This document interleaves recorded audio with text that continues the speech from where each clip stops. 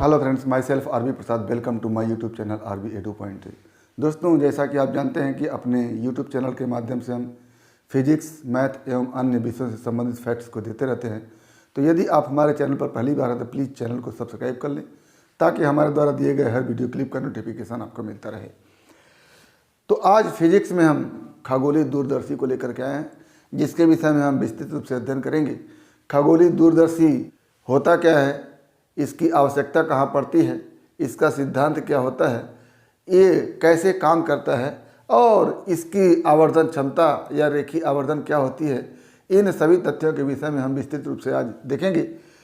तो खगोलीय दूरदर्शी एक प्रकाशिक यंत्र होता है जिसके सहयोग से हम दूर स्थित वस्तु और विशेष तौर से खगोलीय पिंडों को देखते हैं और उसका अध्ययन करते हैं।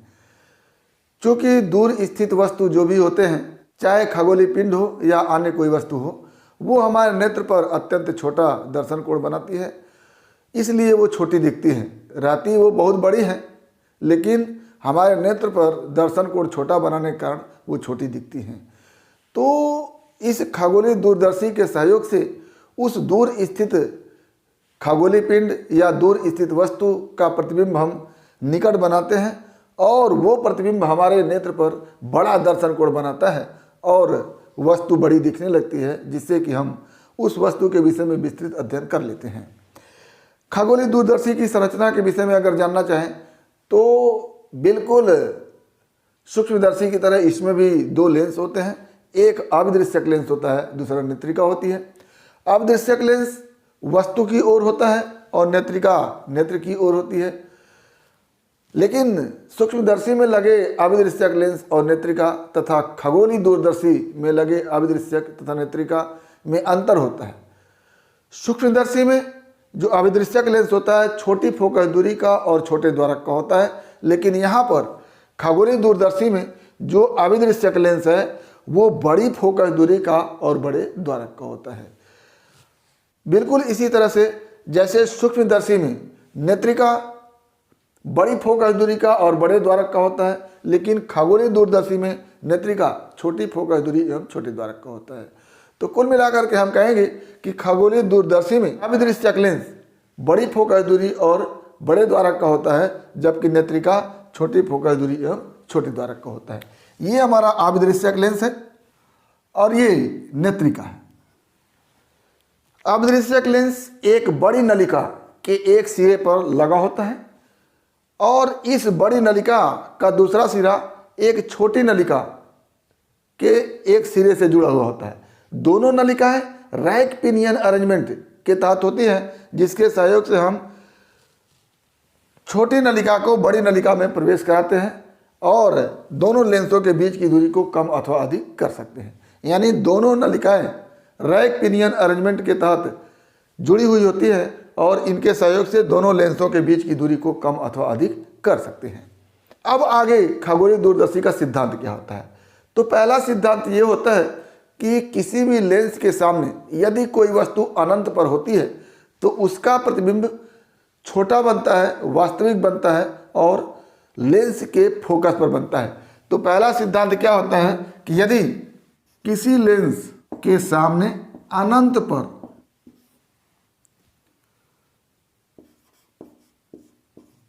कोई वस्तु होती है तो उसका प्रतिबिंब वास्तविक, उल्टा, अत्यंत छोटा एवं लेंस के द्वितीय फोकस पर बनता है। ये पहला सिद्धांत हो गया। दूसरा सिद्धांत, पहला सिद्धांत है कि यदि कोई वस्तु लेंस के सामने अनंत पर रखी होती है तो उसका प्रतिबिंब वास्तविक, उल्टा, अत्यंत छोटा एवं लेंस के द्वितीय फोकस पर बनता है। दूसरा सिद्धांत है कि यदि वस्तु लेंस के फोकस एवं लेंस के बीच होती है तो उसका प्रतिबिंब आभासी, सीधा, वस्तु से बड़ा और लेंस के सामने बनता है। तो क्या लिखेंगे कि यदि वस्तु लेंस के फोकस एवं लेंस के बीच रखा जाता है तो उसका प्रतिबिंब आभासी, सीधा, वस्तु से बड़ा एवं लेंस के सामने बनता है। लेंस के सामने बनता है। तो ये दूसरा सिद्धांत हो गया। यदि वस्तु लेंस के फोकस एवं लेंस के बीच रखी जाती है तो उसका प्रतिबिंब आभासी सीधा वस्तु से बड़ा एवं लेंस के सामने बनता है। अब आती है बात कार्य विधि की कि ये खगोलीय दूरदर्शी कार्य कैसे करता है। तो खगोलीय दूरदर्शी में अभिदृश्यक लेंस उस खगोलीय पिंड की तरफ या दूरस्थ स्थित वस्तु की तरफ रखते हैं जो बहुत दूर, कह सकते हैं अनंत पर होता है। तो जैसे ये वस्तु ए भी है, ये अभिदृश्यक लेंस के सामने अनंत पर रखी हुई है। अब जानते हैं आप कि अनंत पर रखी हुई वस्तु का प्रतिबिंब इस अभिदृश्यक लेंस या किसी भी लेंस के फोकस पर बनता है, जो कि पहले सिद्धांत में कहा गया है कि किसी भी लेंस के सामने अनंत पर रखी हुई वस्तु का प्रतिबिंब उसके फोकस पर वास्तविक उल्टा एवं अत्यंत छोटा बनता है। तो अनंत पर रखी हुई वस्तु ए बी का प्रतिबिंब इस अभिदृश्यक लेंस के फोकस पर बनेगा, उल्टा बनेगा, वास्तविक बनेगा और वस्तु से छोटा बनेगा। अब इस नेत्रिका और अभिदृश्यक लेंस के बीच की दूरी इस प्रकार से समायोजित करते हैं कि ये ए डैश बी डैश जो इस वस्तु का प्रतिबिंब है वो इस नेत्रिका के फोकस एफ ई डैश और नेत्रिका के बीच में हो जाए। तो ये ए डैश बी डैश जो इस ए बी का प्रतिबिंब है इस नेत्रिका के लिए वस्तु का कार्य करेगा, और ये जो ए डैश बी डैश ये इस नेत्रिका और इसके फोकस के मध्य होगा। अब दूसरा सिद्धांत कार्य करेगा। यहाँ पर दूसरे सिद्धांत के अनुसार क्या है कि इस लेंस और इस फोकस के बीच अगर कोई वस्तु है तो इस वस्तु ए डैश बी डैश का प्रतिबिंब आभासी बनेगा और इस वस्तु के सापेक्ष सीधा बनेगा और वस्तु से बड़ा बनेगा तथा लेंस के सामने बनेगा। तो इस ए डैश बी डैश का प्रतिबिंब इस नेत्रिका के द्वारा A double dash B double dash बना है, जो इस ए डैश बी डैश के सापेक्ष सीधा भी है, वस्तु से बड़ा भी है, आभासी है और लेंस के सामने है। तो ये इस खगोलीय दूरदर्शी की कार्यविधि हो गई। क्या कि अभिदृश्यक लेंस के सामने अनंत पर रखी हुई वस्तु का प्रतिबिंब इस अभिदृश्यक लेंस से ए डैश बी डैश बनता है और ये प्रतिबिंब ए डैश बी डैश इस नेत्रिका के लिए वस्तु का कार्य करता है जो इस नेत्रिका और इसके फोकस के बीच होता है। इस ए डैश बी डैश का नेत्रिका के द्वारा अंतिम प्रतिबिंब A double dash B double dash बनता है, जो इस ए डैश बी डैश के सापेक्ष सीधा है, वस्तु से बड़ा है, आभासी है और लेंस के सामने है। यही अंतिम प्रतिबिंब हमारे नेत्र के द्वारा देखा जाता है और चूंकि ये प्रतिबिंब नेत्र पर बड़ा दर्शन कोण बनाता है इसलिए ये हमको बड़ा दिखता है, और ए भी हमारे नेत्र पर छोटा दर्शन कोण अंतरित करता है इसलिए वस्तु हमको छोटा दिखता है। तो ये हमारी हो गई कार्यविधि। अब इसमें इस खगोलीय दूरदर्शी की आवर्धन क्षमता की बात आती है। तो लिखेंगे खगोलीय दूरदर्शी की आवर्धन क्षमता कैपिटल एम। खगोलीय दूरदर्शी की आवर्धन क्षमता कैपिटल एम। तो जैसा कि आप जानते हैं कि किसी भी यंत्र का आवर्धन क्षमता प्रतिबिंब के द्वारा नेत्र पर अंतरित दर्शन कोण तथा वस्तु के द्वारा नेत्र पर अंतरित दर्शन कोण का अनुपात होता है। यानी आवर्धन क्षमता यम बराबर प्रतिबिंब द्वारा नेत्र पर अंतरित कोण बटा वस्तु द्वारा नेत्र पर अंतरित दर्शन कोण। ये फार्मूला होता है। अब वस्तु अनंत पर है और नेत्र यहाँ है, तो चूंकि इस अभिदृश्यक लेंस से वस्तु की दूरी इनफाइनाइट है, बहुत दूर है, और नेत्रिका को हम ऐसी स्थिति में यहाँ लेंस पर मान सकते हैं। तो वस्तु के द्वारा नेत्र पर अंतरित कोण ये अल्फा बन गया और ये अंतिम प्रतिबिंब है A double dash B double dash. इस प्रतिबिंब के द्वारा इस नेत्रिका पर अंतरित कोण बीटा है। चूंकि नेत्रिका के पास ही नेत्र है इसलिए इस बीटा कोण को इस अंतिम प्रतिबिंब द्वारा नेत्र पर अंतरित दर्शन कोण मान सकते हैं। तो प्रतिबिंब द्वारा नेत्र पर अंतरित दर्शन कोण बीटा और वस्तु द्वारा नेत्र पर अंतरित दर्शन कोण अल्फा। अब बीटा और अल्फा का जो अनुपात होगा वही इस खगोलीय दूरदर्शी की आवर्धन क्षमता होगी। तो क्या लिखेंगे? चूंकि वस्तु द्वारा अभिदृश्यक लेंस पर अंतरित दर्शन कोण अल्फा है, जो कि नेत्र पर अंतरित दर्शन कोण माना जा सकता है। इसी प्रकार अंतिम प्रतिबिंब द्वारा नेत्रिका पर अंतरित कोण बीटा है, जो कि नेत्र पर अंतरित दर्शन कोण माना जा सकता है। इसलिए यम बराबर क्या हो जाएगा, बीटा बटा अल्फा। क्या लिखेंगे कि सिंस बीटा एवं अल्फा अत्यंत छोटे हैं, अतः बीटा की जगह हम लिख सकते हैं tan बीटा और अल्फा की जगह लिख सकते हैं हम tan अल्फा, यानी बीटा बराबर tan बीटा और अल्फा बराबर tan अल्फा।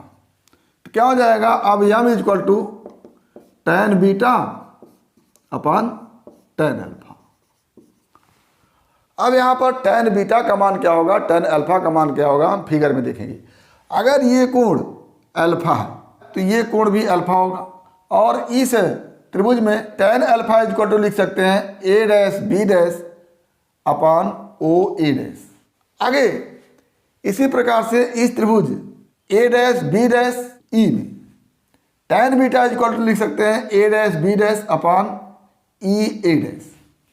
तो लिख देते हैं imply that m equal to tan beta की जगह a dash b dash upon e a dash बटा tan अल्फा की जगह लिख सकते हैं a dash b dash upon o a dash.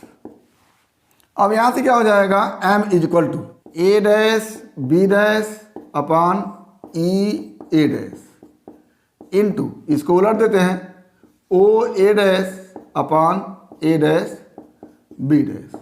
ये इससे कटेगा, क्या बचेगा, imply that m equal to o a dash upon e a dash. ये o है और ये a डैश है।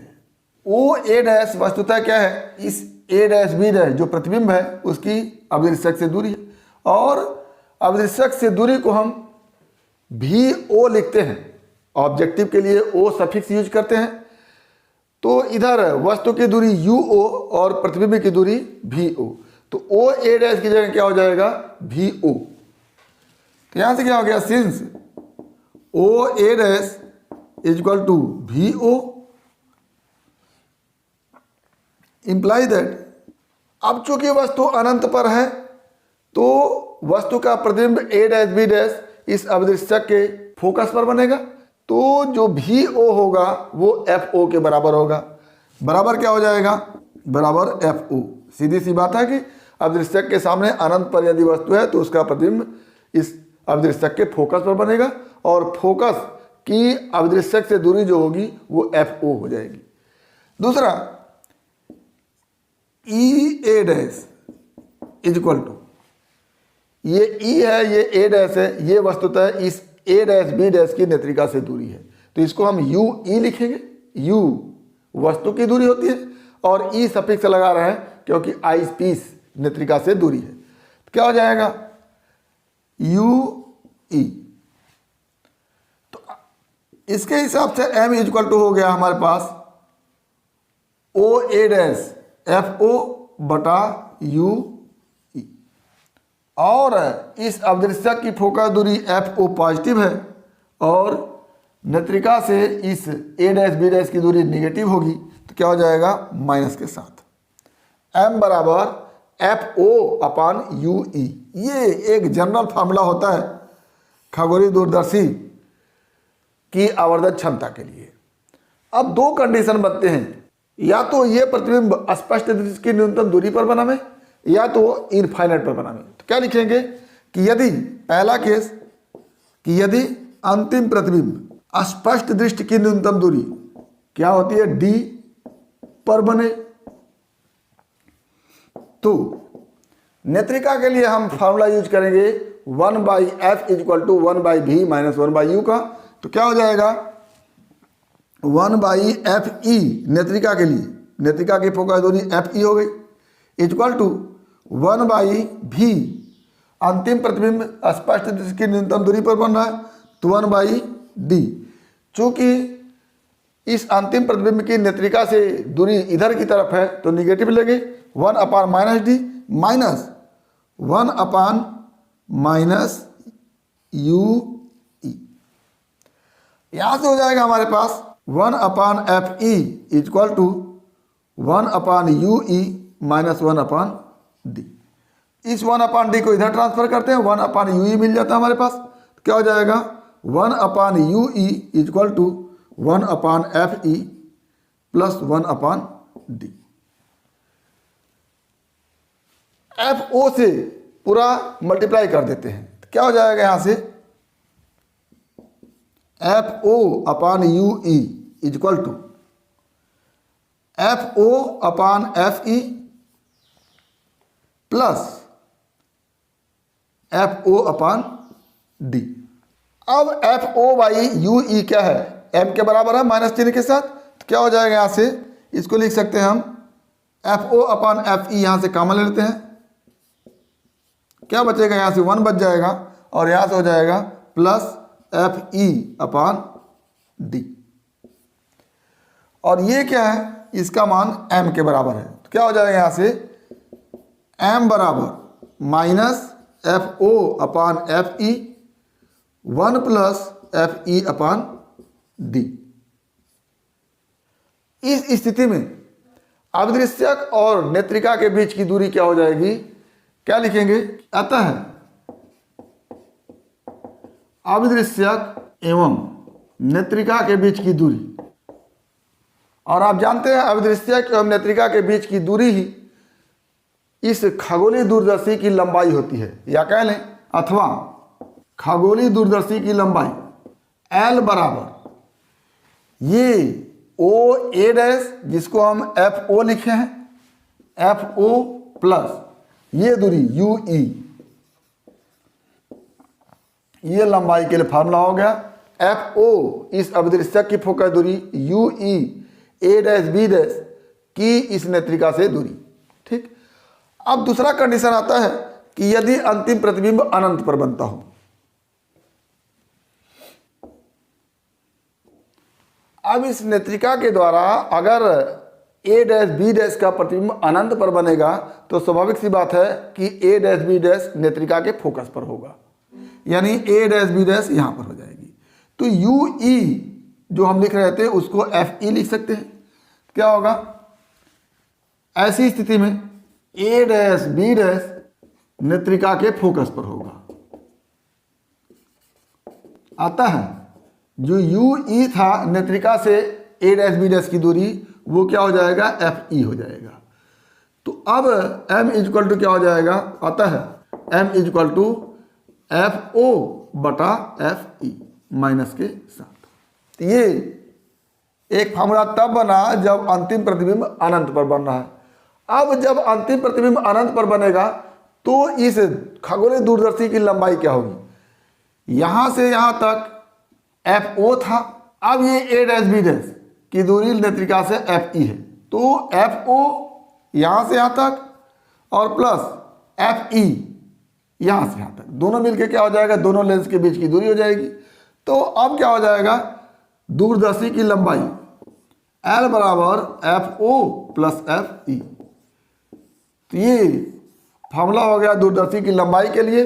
तो क्या क्या निष्कर्ष मिला हमारे सामने कि खगोलीय दूरदर्शी की आवर्धन क्षमता का सामान्य फार्मूला, जनरल फार्मूला होगा m equal to minus FO/UE, और जब अंतिम प्रतिबिंब स्पष्ट दृष्टि की न्यूनतम दूरी पर बनेगा तो ऐसी स्थिति में आवर्धन क्षमता का फार्मूला होगा माइनस FO/FE 1 प्लस FE/d, तथा इस स्थिति में दूरदर्शी की लंबाई होगी L equal to FO plus UE।